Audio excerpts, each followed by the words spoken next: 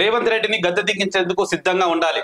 గట్కేసర్లో జరిగిన పింఛన్దారుల సమావేశంలో మాట్లాడుతున్న మందకృష్ణ మాదిగ, ఎన్నికల ముందు దివ్యాంగులకు 6,000 పింఛన్ పెంచుతామని హామీ ఇచ్చి గద్దెనెక్కిన తరువాత మర్చిపోయిన సీఎం రేవంత్ రెడ్డి గద్దె దించేందుకు సిద్ధంగా ఉండాలని ఎంఆర్పీఎస్ వ్యవస్థాపకుడు మందకృష్ణ మాదిగ పిలుపునిచ్చారు.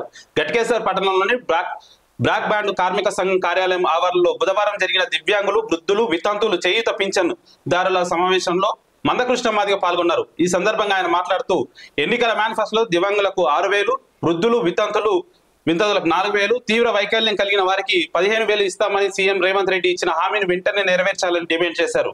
పెంచిన పింఛన్ అందించకుండా రేవంత్ రెడ్డి మోసం చేస్తున్నారని విమర్శించారు. కొత్త పింఛన్లు ఎప్పుడు ఇస్తారని ప్రశ్నించారు.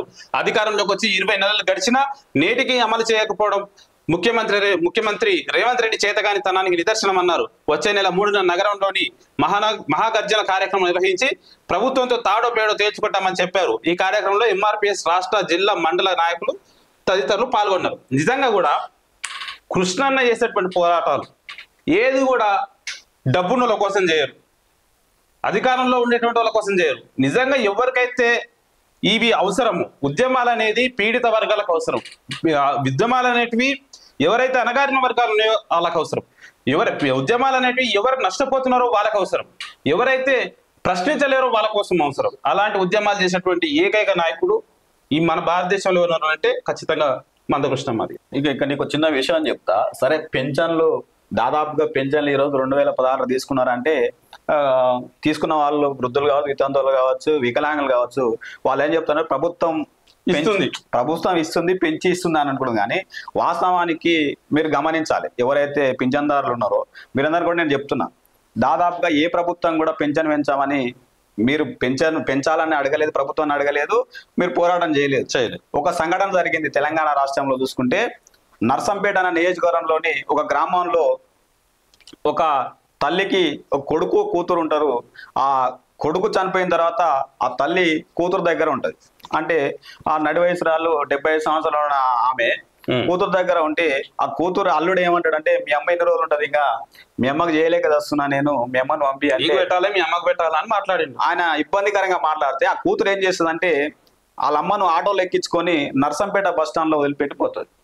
ఆ రోజు నైటు అంటే అక్కడ భారీ వర్షం కురుస్తున్న నేపథ్యంలోనే ఆ బస్ స్టాండ్ లో ఆ ముసలమ్మ అక్కడ ఉంటే, అక్కడ ఉన్న నర్సంపేటకు సంబంధించిన విలేకరులు ఏం చేశారంటే, పొద్దుగాల పెద్ద వార్త చేశారు, మెయిన్ పేజ్ లో వచ్చింది.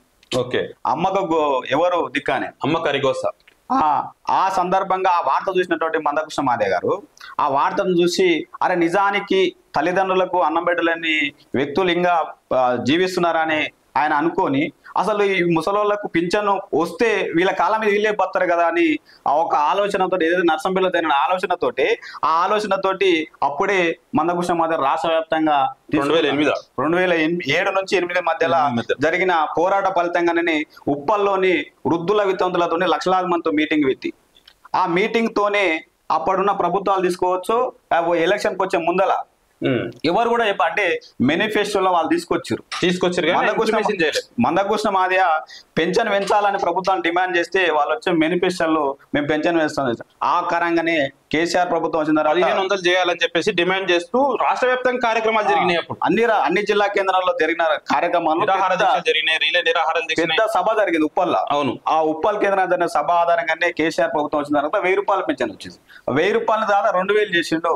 మరి ఇప్పుడు ఎందుకు వచ్చిందంటే, దాదాపు 33 జిల్లాల్లో మందకృష్ణ మాదిగ గారు వచ్చి ఎంఆర్పీఎస్ నాయకత్వం కూడా అన్ని జిల్లాలు పర్యవేక్షణ చేస్తూ వృద్ధుల వితంతులను చైతన్యపరుస్తూ మీటింగ్లు జరుపుతున్నారు. మరి నిజానికి వాస్తవానికి ఇప్పుడు చెప్పినట్టే మందకృష్ణ మాదిగ ఏదైతే చెప్తున్నారో, రేవంత్ రెడ్డి స్పష్టంగా చెప్పిండు, ఇది నవంబర్ నెల, వచ్చే డిసెంబర్ 9న మీకు వచ్చే 2000 4000 చేస్తా అన్నాడు, 4000 6000 చేస్తా అన్నాడు.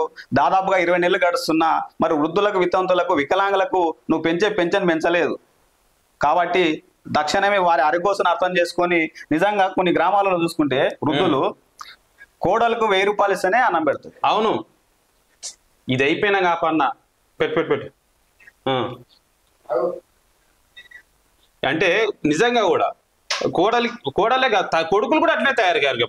పింఛన్ వస్తే 500 ఇవ్వాలి, 1000 రూపాయలు ఇవ్వాలి, ఇస్తేనే అన్నం పెడతారు, లేకుంటే అన్నం పెట్టరు. అంటే ఇటువంటి పరిస్థితుల్లో నిజంగా ఏమంటారు, ఇప్పుడు ఈ డిమాండ్ ఏదైతే ఉందో చాలా మంది అనుకుంటారంటే వాళ్ళు ఏం పని చేస్తలేరు కదా, వాళ్ళకి ఎందుకు ఇవ్వాలి, ఏది నిరుద్యోగ భృతి ఇవ్వాలని కొంతమంది డిమాండ్ చేసి, నేను ఇది చెప్పాలి కాబట్టి చెప్తున్నా. కృష్ణన్న ఒక పక్క వితంతులు వృద్ధులు వీళ్ళకు వికలాంగులకు 6,000 అంటే నిరుద్యోగ భృతి కూడా ఇస్తే బాగుందండి.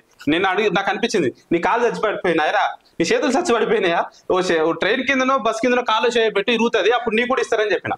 అని అంటే వీళ్ళకి ఇవ్వడానికి కూడా కొంతమంది సుముఖంగా లేనటువంటి పరిస్థితి. అంటే వాళ్ళ ఇంట్లో వాళ్ళ ఫ్యామిలీ వాళ్ళు ఉంటారు, వాళ్ళకి రావాలి, కానీ బయట వాళ్ళకి మాత్రం ఇవ్వకూడదు అన్నట్టు ఆలోచన. ఈ రోజు ధరలు పెరిగినాయి, అన్నిట్లకు పెరిగినాయి, మరి వాళ్ళు ఎట్లా బతకాలి? నువ్వు ఇప్పుడు రేవంత్ రెడ్డి చాలా స్పష్టంగా చెప్పిన దాన్ని కృష్ణమాది గారు ఈరోజు మళ్ళీ ప్రశ్నిస్తున్నారు, అడుగుతున్నారు. ఏది ఇదొకటే చెప్పిండా కేసీఆర్, ఎవరు రేవంత్ రెడ్డి, ఏది ఇప్పుడు నవంబరు ఇప్పుడు తీసుకుంటే 10,000, నేను వచ్చినాకైతే 15,000 ఇచ్చిండా?